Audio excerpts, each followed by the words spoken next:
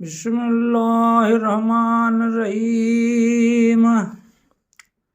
अल्हम्दुलिल्लाह रब्बिल आलमीन व आक़िबतुल मुत्तक़ीन वस्सलातु वस्सलामु अला रसूलिल करीम व सय्यदिल अंबिया वल मुरसलीन।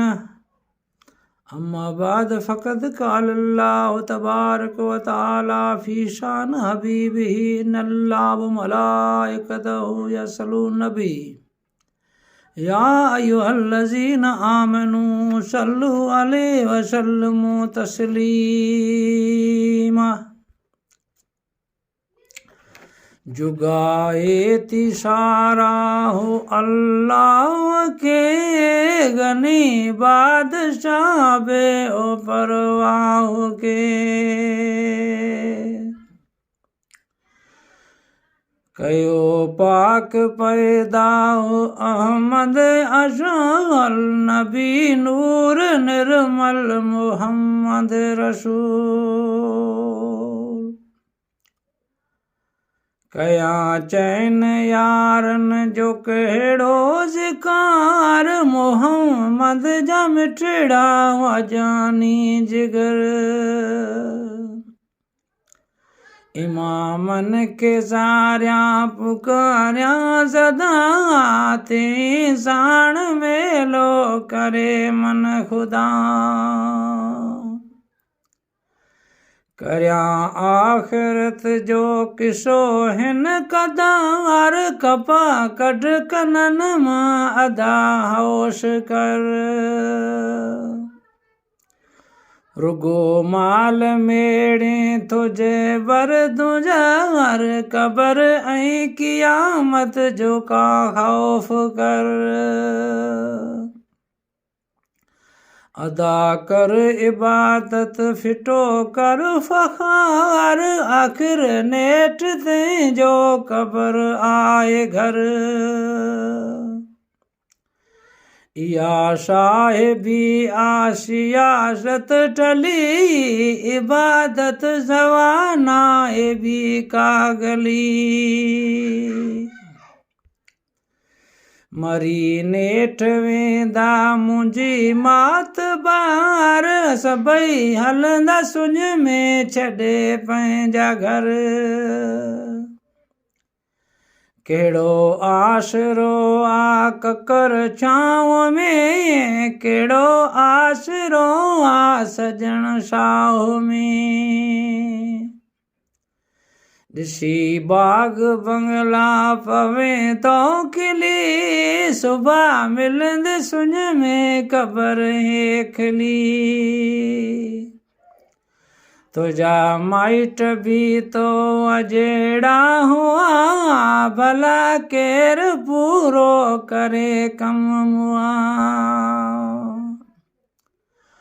रुगो आसमानी ककर ना ॾिसो अदा खोले अखियूं अंदर के बसो।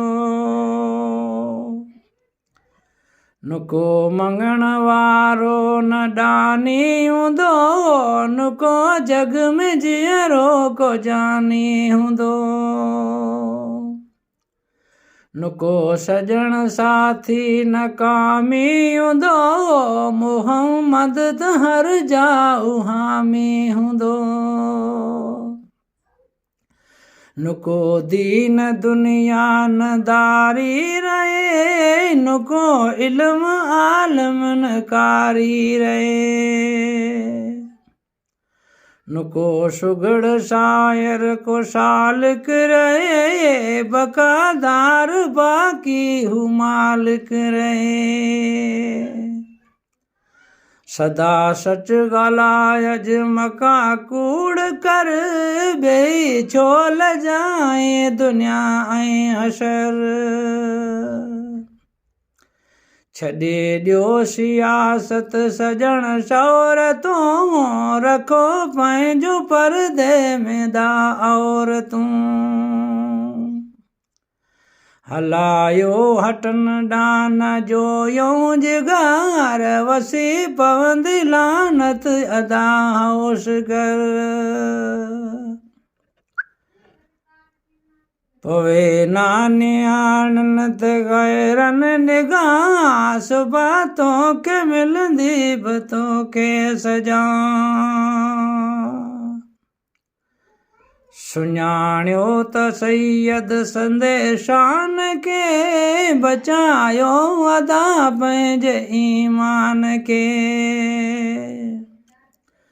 दुनिया बेवफा के फिटी करे थे सदक ऐं सचाई ईंदई कम उते मोहर लॻंदी मुंहं ते वेंदई माठ थी वेंदो छा संदन में सुकी काठ थी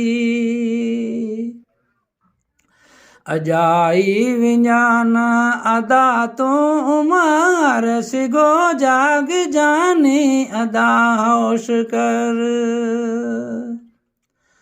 अॻियां थींदी अमलन संदी तो पुछां शमर शान हूंदो त थींदई बचां